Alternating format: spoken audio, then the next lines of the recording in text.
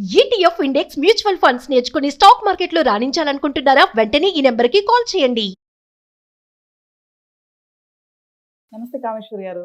నమస్తే అండి. మరి ఈరోజు మాకు ఒక తెలివైన కుర్రాడి కథ చెప్తున్నారా? అవునండి.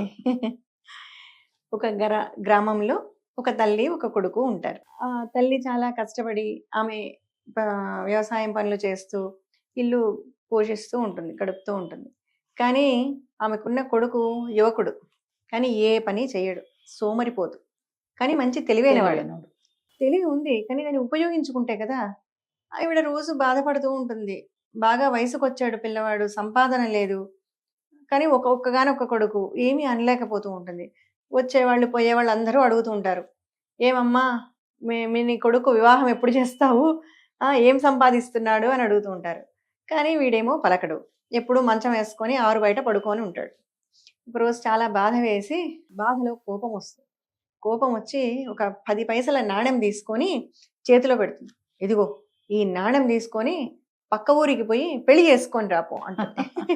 నాణెం ఇచ్చి 10 పైసలు చేతిలో పెట్టి పక్క ఊరికి వెళ్ళి పెళ్లి చేసుకొని రాపో, నువ్వు పెళ్లి చేసుకొని వస్తేనే ఇంట్లోకి రానిస్తా, లేదంటే రానివ్వను అంట. పెళ్లి అంటే అంత సులభమా? ముందు సంపాదనే లేదు వాడికి, సంపాదించాలి తర్వాత పెళ్లి. అంటే ఆవిడ ఉద్దేశం వాడు ఏదో ప్రయోజకుడు అవుతాడు అనేది ఆవిడ ఉద్దేశం. పాపం అనగానే వాడు సరే అమ్మా అని చెప్పి ఆ 10 పైసలు తీసుకొని వెంటనే బయలుదేరి వెళ్ళిపోతాడు.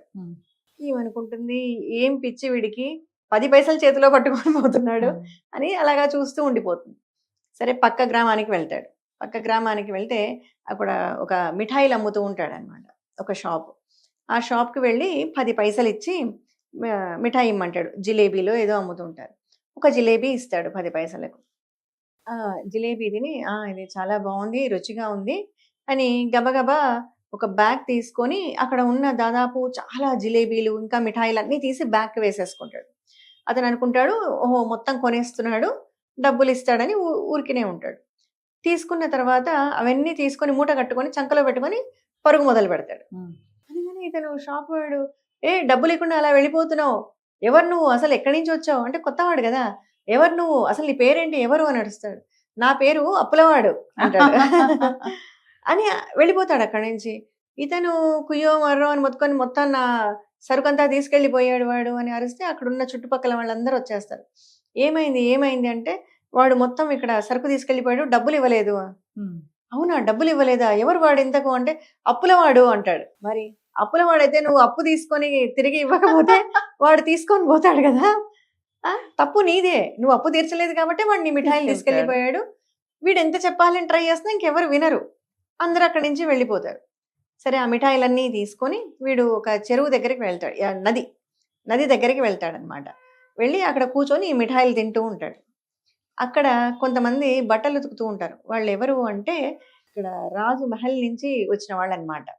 అక్కడ రాజు వాళ్ళవి అంటే ఆ రాణివాసం వాళ్ళ బట్టలు అవన్నీ ఉంటాయి కదా రాజులవి, ఆ బట్టలు ఉతుకుతూ ఉంటారు అక్కడ. చూస్తాడు అవన్నీ, చూసి వాళ్ళన్నీ ఆరేస్తుంటారు అక్కడ బట్టలు.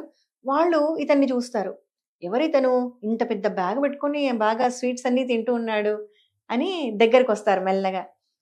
అయ్యా నీకు ఎక్కడివి ఇన్ని రకాల స్వీట్స్ అన్నీ తెచ్చుకున్నావు అంటే, అక్కడ పక్కన ఒక షాప్ ఉంది, అక్కడ అందరికీ పంచుతున్నారు స్వీట్స్, మీరు కూడా వెళ్ళి తెచ్చుకోండి, ఫ్రీగా ఇస్తున్నారు అందరికీ అంటాడు. ఫ్రీగా అంటే, అవును మీకు ఎన్ని కావాలంటే అన్ని ఇస్తారు, మీరు వెళ్ళి తెచ్చుకోండి అంటాడు. సరే, మరి అక్కడికి వెళ్ళిన తర్వాత మీరు ఎవరు చెప్పారని చెప్పాలి అని అంటారు అనమాట. అవునా, గాలిదేవుడు వచ్చాడని చెప్పండి. సరే సరే అలాగే అని గాలిదేవుడు అని గుర్తుపెట్టుకొని వెళ్ళిపోతారు. వాళ్ళు అలా వెళ్ళిపోగానే అంత రాచరికపు వస్త్రాలు కదా అని రాజులవి, వెంటనే ఆ బట్టలు అన్నీ చదురుకొని అవన్నీ తీసి ఒక బ్యాగ్కు వేసుకొని అక్కడి నుంచి ఉడాయిస్తాడు, జంప్ పరిగెట్టుకుంటూ ముందుకు వెళ్ళిపోతాడు. అక్కడి నుంచి వెళ్ళిపోగానే వీళ్ళు కాసేపు తర్వాత చూసి అక్కడ ఎవరు లేరు, ఎవరు మిఠాయిలు పంచట్లేదని తిరిగి వచ్చేసరికి బట్టలు ఉండవు. అయ్యో కుర్రో మర్రో, అది రాజు వాళ్ళవి అంతఃపురంలోని వస్త్రాలు అవన్నీ కూడా, మాకు శిక్ష ఉంటుంది అని ఏడుస్తుంటారు కూర్చొని. అక్కడ కూడా జనం గుమిగూడి అడుగుతారు, ఏమైంది అంటే, మా బట్టలన్నీ పోయినాయి, ఇక్కడ ఆరేసిన బట్టలు. ఎవరు తీసుకెళ్ళిపోయారు అంటే, గాలిదేవుడు తీసుకెళ్ళిపోయాడు. మరి పెద్ద గాలి వస్తే ఎగిరిపోవా బట్టలన్నీ, మీరు వాటిని జాగ్రత్త పరచాలి, కాబట్టి ఎవరేం చేస్తారు, గాలిదేవుడు తీసుకుపోయిన బట్టలు ఇంకా తిరిగి రావు అనేసి వెళ్ళిపోతారు.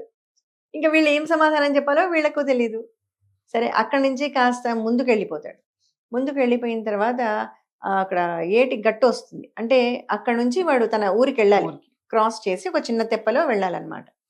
అక్కడ ఒకటే తెప్ప ఉంటుంది. ఒక ముసలావిడ, ఒక అమ్మాయి ఇద్దరు కూర్చొని ఉంటారు. ఏం బామ్మగారు ఇక్కడికి వచ్చారు ఏంటి అని అడుగుతాడు.